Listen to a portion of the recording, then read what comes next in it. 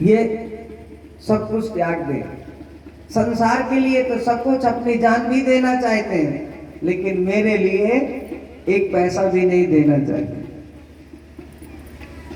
पहली बार आप लोगों ने सर्वस्व छोड़कर मेरे पास आई हो, इसलिए आपसे ज्यादा कोई मूल्यवान इस धरती पर नहीं है। लेकिन आपने इतना बड़ा त्याग किया, तो मेरा भी कर्तव्य है कि मैं कुछ ऐसा करूं जिससे आपको आनंदानुभूति हो। किम कर्माणि वह, मैं क्या करूं। गोपियां मुस्कुराई। इसके पश्चात भगवान ने थोड़ा सा अपनी वाणी में परिवर्तन किया, विचारों में।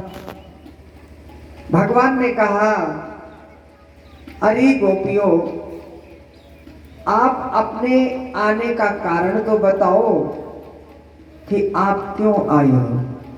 अपने बाप को छोड़ा, अपने पति को छोड़ा, अपने माँ को छोड़ा, अपने भाई को छोड़ा, ये क्यों किया। किम कारणा, क्यों आई हो।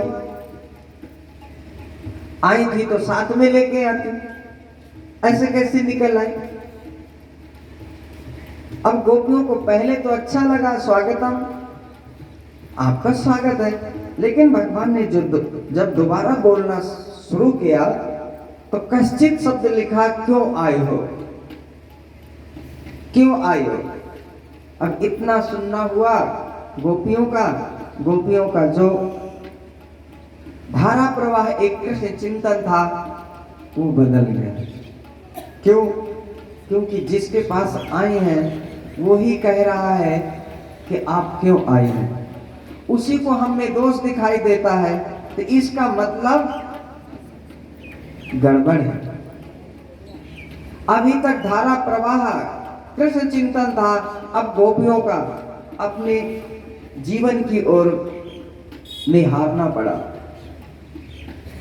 कैसे बोल रहे हैं, क्या इनको पता नहीं है क्यों आए हैं। गोपियों का मुख लटक गया, झुक गया नीचे। गोपियां औंधे मुख हो गई। औंधे मुख होकर गोपियां देखने लगी जमीन की ओर। जमीन को गोपियां क्रोधने लगी अपने पैर के अंगूठे से। क्रोध नहीं है, जमीन को खोद रहे हैं। क्या करें बेचारी, कुछ कह सकती नहीं, करें तो क्या करें। सुखदेव जी कहते हैं, राजन, गोपियों की वही स्थिति हो गई जहाँ शक्ति घर नहीं, छोड़ सकती कृष्ण को नहीं। जब घर नहीं जा सकती, कृष्ण को नहीं छोड़ सकती, जाए तो कहाँ जाए और किसके पास जाए। जिस घर को छोड़ आए उसमें वापस नहीं जाएंगी, तो एक ही जगह है मौत की। तो गोपियों को मौत वर्ण कर लेना चाहिए।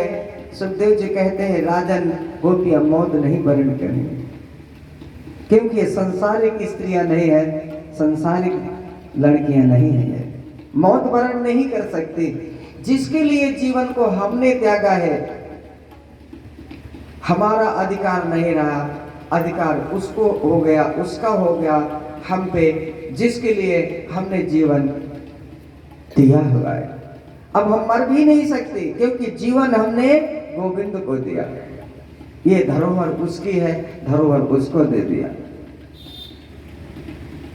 हमने दान दे दिया, अब दान की चीज वापस थोड़ी ले जाते, मर भी नहीं सकती। जाए तो कहां जाए, अर्थात गोपियों के सामने अंधेरा हो गया। क्या करते बेचारे, बड़ी विचित्र स्थिति गोपियों की है। गोपियों ने थोड़ा सा अपने को संभाला और आपस में थोड़ा सा बातचीत किया, और किसी गोपी ने कहा, बहना, अगर तुम चुप खड़ी रहोगी तो ये बोलता रहेगा, ये बोलते रहेंगे और ये बोलते रहेंगे, हम कथा सुनते रहेंगे तो बात बनेगी नहीं। तो गोपियों ने बोलना शुरू किया। गोपियों ने कहा, गोविंद,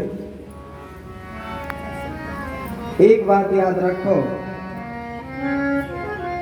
आप बहुत देर से भाषण कर रहे हैं, हम सुन रही हैं तुम्हारा भाषण, लेकिन अब किसी की सुन ही लो। सुनाने का ज्यादा अभ्यास है, सुनने का नहीं है। कभी कभी सुन भी लिया करो। भगवान ने कहा सुनाओ गोपियों, क्या कहना चाहते हो? गोपियों ने कहा हमने आप जैसे सत्पुरुषों से कुछ सुन रखा है,